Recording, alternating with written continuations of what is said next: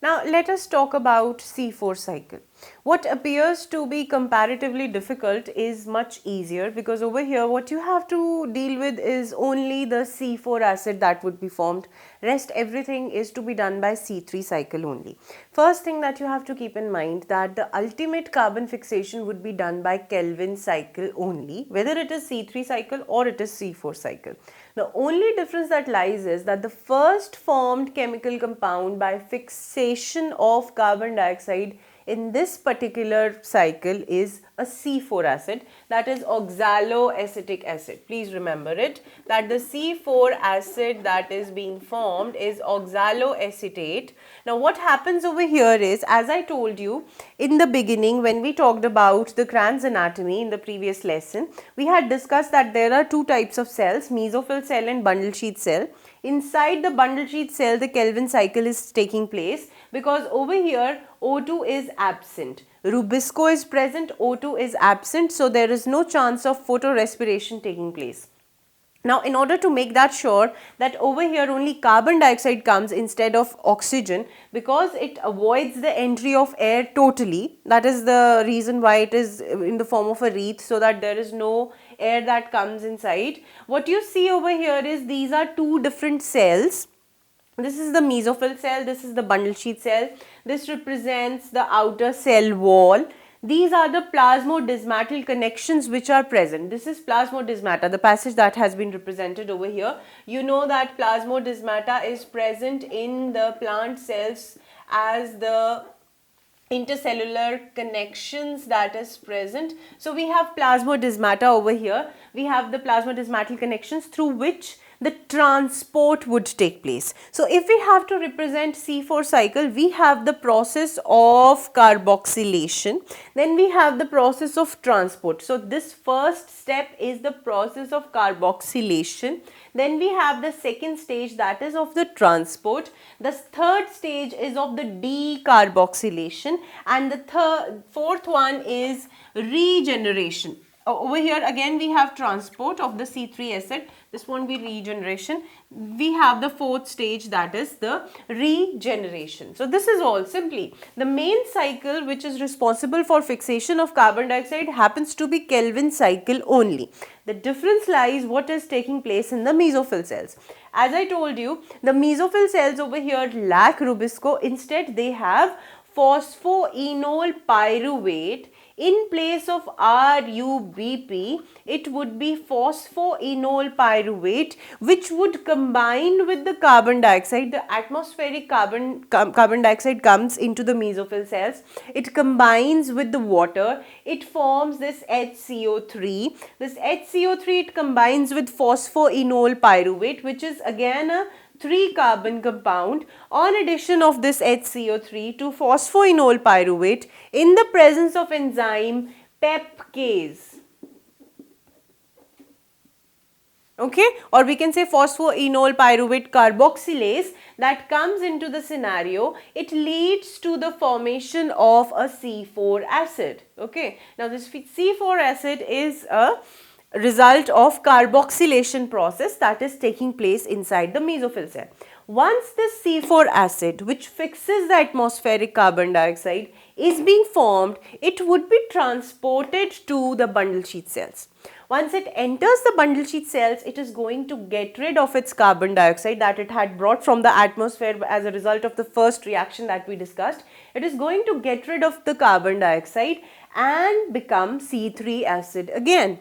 The C3 acid would be transported back for regeneration in the mesophyll cell, and the carbon dioxide that is released, that is again in the gaseous form, would enter the Kelvin cycle where we have rubisco and RUBP which would come into the scenario. So this is all about the C4 cycle. It is quite simple. You can keep in mind that this part, the bundle sheath cells are performing the C3 cycle only, but the mesophyll cells have to make sure that they provide the carbon dioxide, because no atmospheric exchange can take place inside the bundle sheath cells.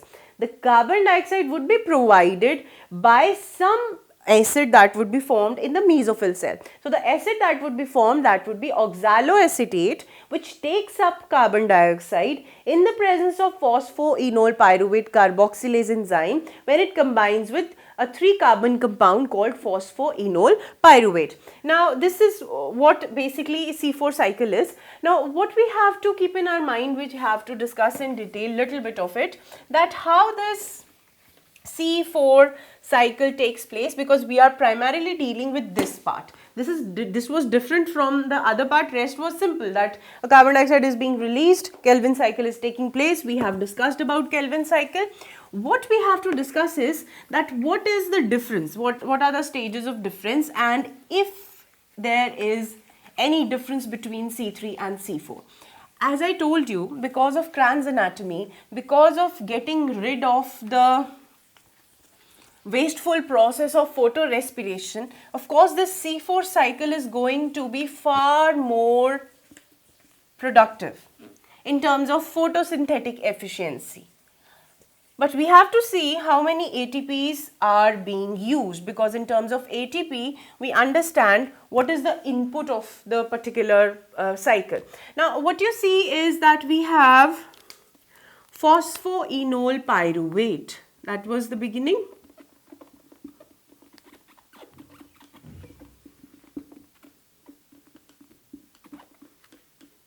This phosphoenol pyruvate, on addition of carbon dioxide, I am not representing it as CO3, simply on addition of CO2, it becomes oxaloacetate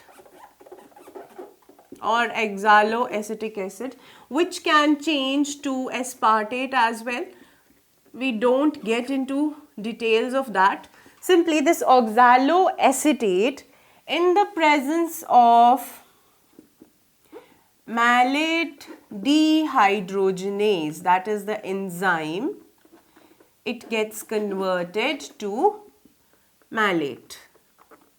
Now this malate enters the Kelvin cycle. Okay, this malate would go, it would get rid of its CO2 and enter the Kelvin cycle. For the regeneration of phosphoenol pyruvate, here we are going to have this malate, because it gets rid of the CO2 it had, it would become phosphoenol pyruvate. In this process, what we are going to have is that an ATP would be utilized to form an AMP and give rise to 2 inorganic phosphates. Alright, so we have for one carbon dioxide molecule, we have over here the fixation that is taking place. You know that 3 ATPs would be used in this Kelvin cycle, and there are 2 more ATPs. Okay, this ATP is forming AMP, so in a way we are having 2 ATPs being used. So we have an input of 5 ATPs per carbon dioxide molecule that is being fixed. Okay, now this 5 ATP would amount to totally, for a glucose molecule, because there are 6 carbon dioxides which are fixed, we have 30 ATPs which are being used. Please remember this. This you have to remember. In this process, what happens is an NADPH plus H positive gets converted to NADP positive, but whatever is being utilized over here, that would be regenerated in this process. So we have NADP positive that gets reduced, and we have NADP plus H positive. So we don't calculate NADPHs because they are getting regenerated. What is being utilized over here, that is getting regenerated over here.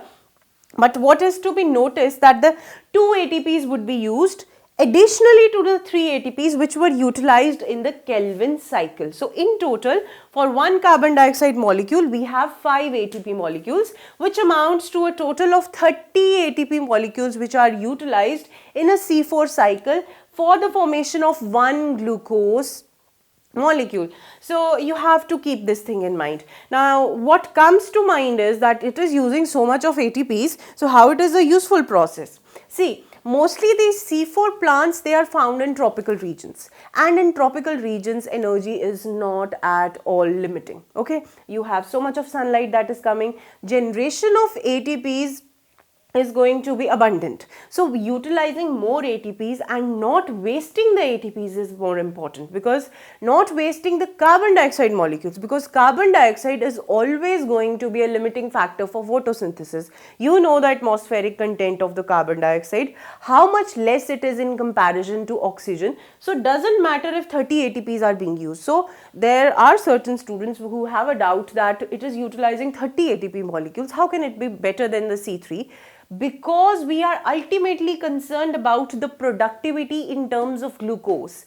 We have C4 plants mostly growing in tropics, and in tropics energy is never a restricting element. What is restricting everywhere is the carbon dioxide availability. So this particular C4 cycle, which takes a different passage, and by having a 4 carbon compound formed in the beginning and a Kranz anatomy coming in hand for help, has an upper hand over C3 cycle in terms of productivity. So that is why we say that C4 plants are always more productive as compared to the C3 plants. Now I hope by the end of this lesson you're quite aware what C4 cycle is all about.